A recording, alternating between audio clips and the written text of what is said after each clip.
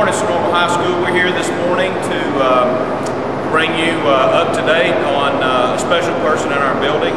Miss Linda Johnson, our head custodian, is going to be honored Monday night by the Board of Education for her work, diligent work at Sonoraville High School to try to keep our building clean, even though our staff's been reduced by 3 bodies.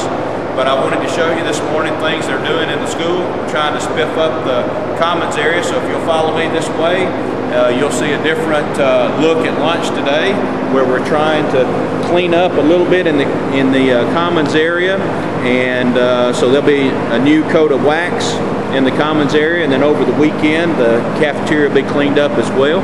So I just want to send a shout out to Miss Johnson and thank her for her efforts, and definitely setting a higher standard at Sonoraville High School.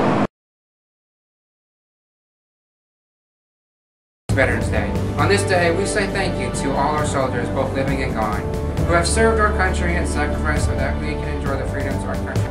Thank you for our ability to worship as we please. Thank you for the freedom to vote. Thank you for the right to bear arms. Thank you for our freedom of speech. Thank you for our freedom to own our property. Thank you for the right to personal privacy. Now, Sacrificing your life to maintain our freedoms. Thank you for our freedom to assemble and gather. Thank you for our freedom to hold office. To travel freely. thank you for our right to due process of law. We are innocent until proven guilty. Veterans, on this day and every day, we thank you more than we can say.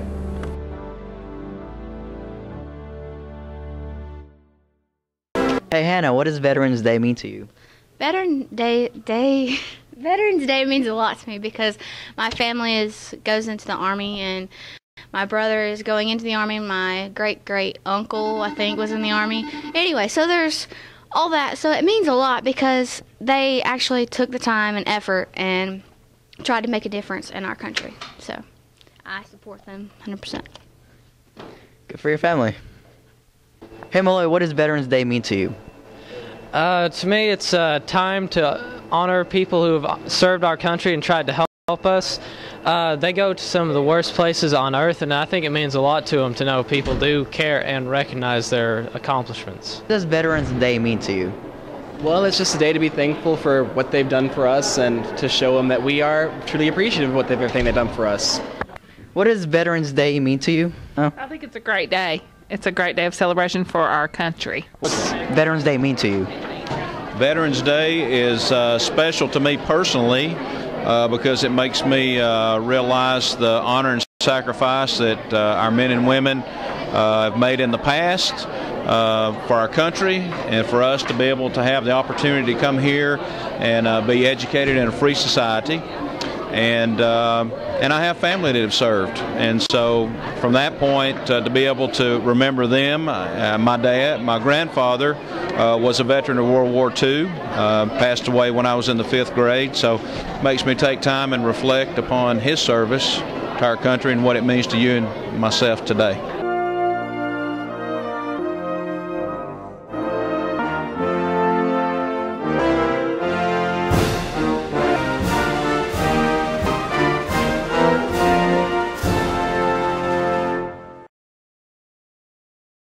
Hey guys, there's a quilt raffle.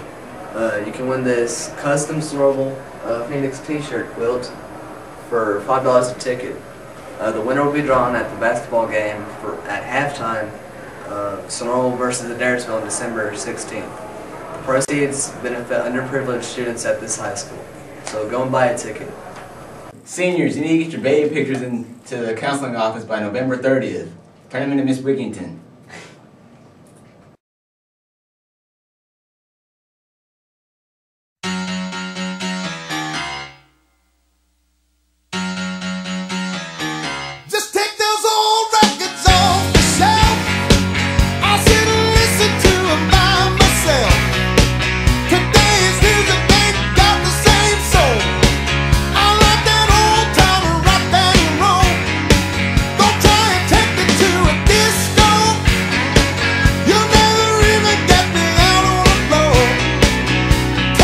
So I was watching my own announcement yesterday, and it really made me want to buy a hoodie.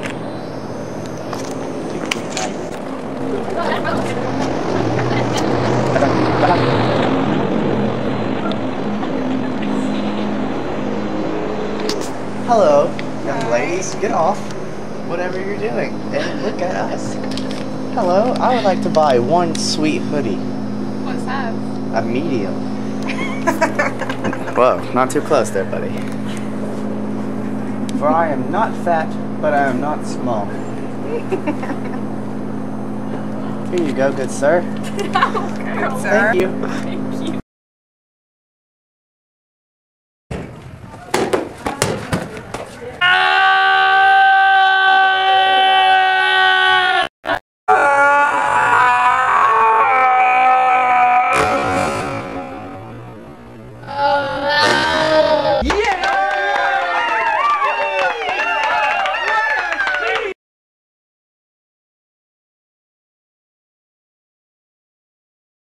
I think Florida State's going to win because EJ Manuel's coming back. Offense is clicking. It's all over. No, Miami's has no chance.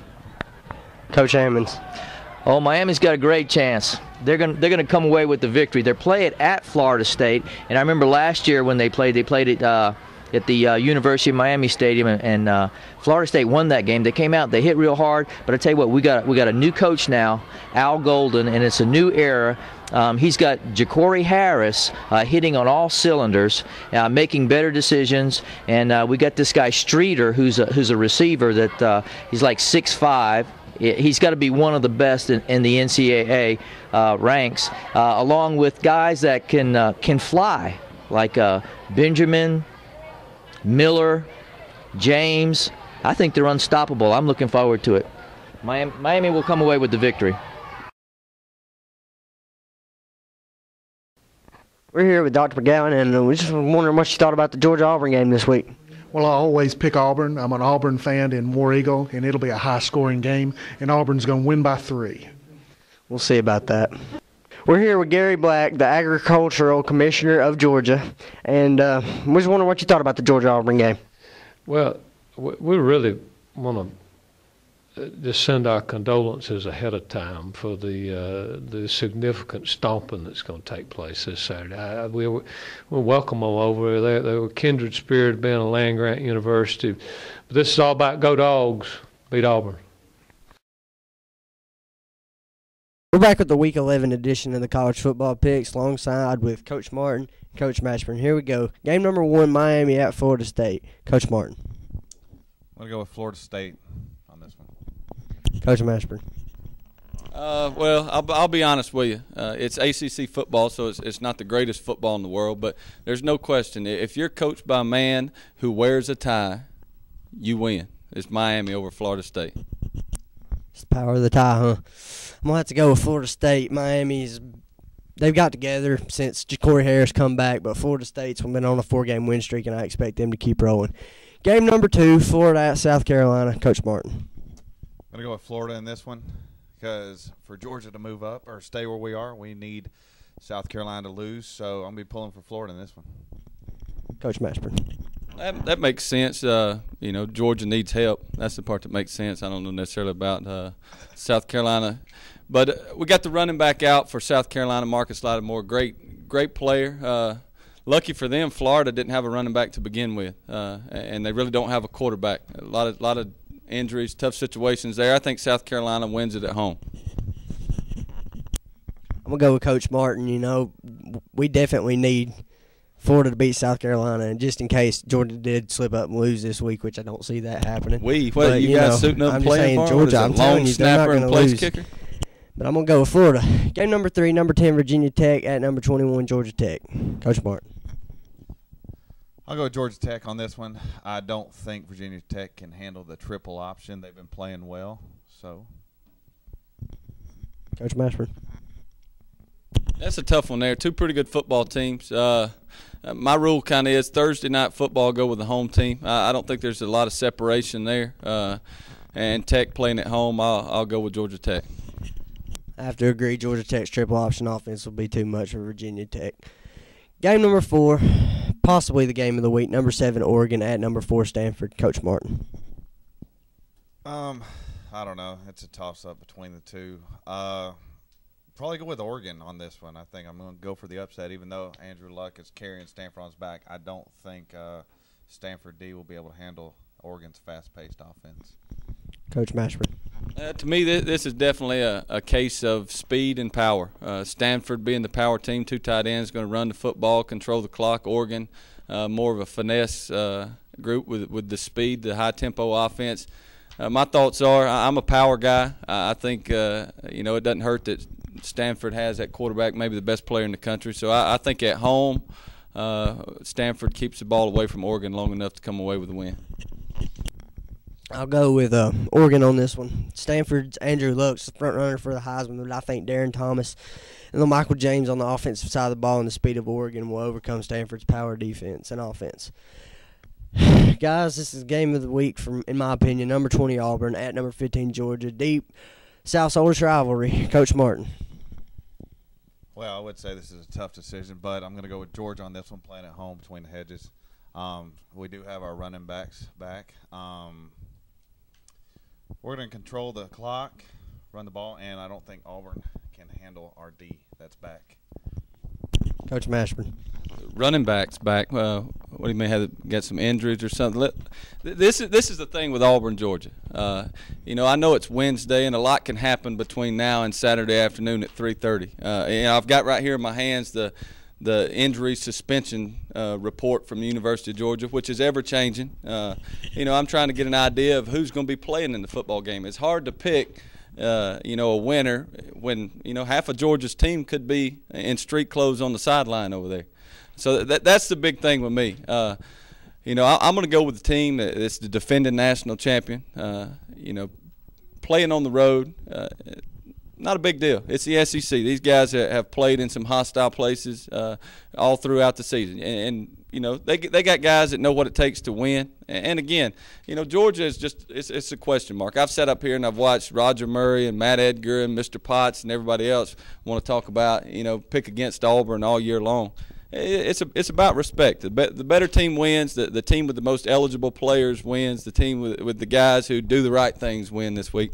Take Auburn on the road at Georgia, and probably about 2 touchdowns. All I'm going to say is it's kind of hard to defend a national championship when you don't have your star quarterback Cam Newton there anymore, and Trotter by far is no Cam Newton. I don't see any cheap shots coming on Georgia's quarterback this year since Nick Fairley's not on the defensive side of the ball anymore. So, I'm going to take Georgia with the run and attack back. They can pass the ball. Aaron Murray's not having a bad year. 23 touchdowns, 8 interceptions. Defensively, Georgia's defense is much better ranked than Auburn's. And Coach Mashburn, all I got to say is go Dogs. Any final comments from anybody? I will say this, on the whole Georgia-Auburn thing. One thing that didn't factor in, and you made a good point, Georgia's running backs. They should be fresh this week. I think about 7 or 8 of them had the week off last week against New Mexico State, serving their suspension. So, the running backs should be fresh. We'll see if that factors in or not. Best of luck to both of them. All right, we'll see y'all next week.